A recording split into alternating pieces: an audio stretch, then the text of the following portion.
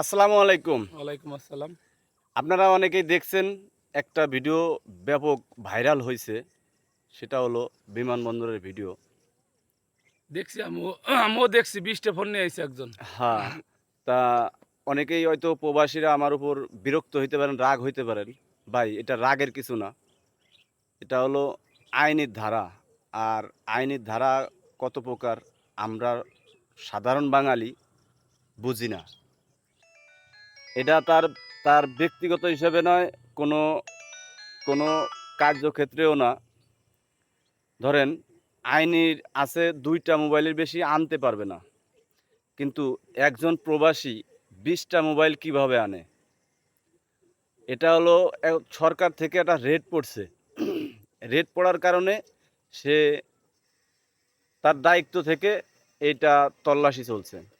চাপাই নিও। তো তল্লাশি যখন পড়ছে তখন তার তো এই কাজগুলো করতে হবে।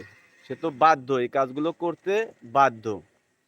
তো আপনারা এনাকে নিয়ে অনেকেই তো ধরেন অনেক ধরনের কথা বলতেছেন।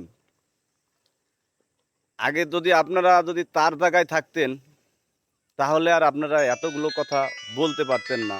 অবশ্যই আগে দেখেন, এই ভিডিওটা আগে দেখেন। তারপরে যদি আপনাদের কোনো অভিযোগ থাকে তাহলে কমেন্ট করে যাবেন। করবেন না, বিরক্ত করবেন। এই আপনারা সরেন। একজন যাত্রী এই যে দেখেন 20টি মোবাইল ফোন বিভিন্ন কায়দায় বিভিন্ন অংশে শরীরের বিভিন্ন জায়গায় এবং এই যে ব্যাগের মধ্যে করে 20টি মোবাইল ফোন এনেছে। হ্যাঁ, একজন যাত্রী আমরা জানি ব্যবহৃত 2টি মোবাইল ফোন আনতে পারবে, কিন্তু এই যাত্রী 20টি মোবাইল ফোন আনছে। এইভাবে যদি প্রতিনিয়ত মোবাইল ফোন আনে তো আমাদের রাজস্বের খুব বিঘ্ন সৃষ্টি হবে। সেজন্য আমরা এই ব্যবস্থা থেকে প্রতিহত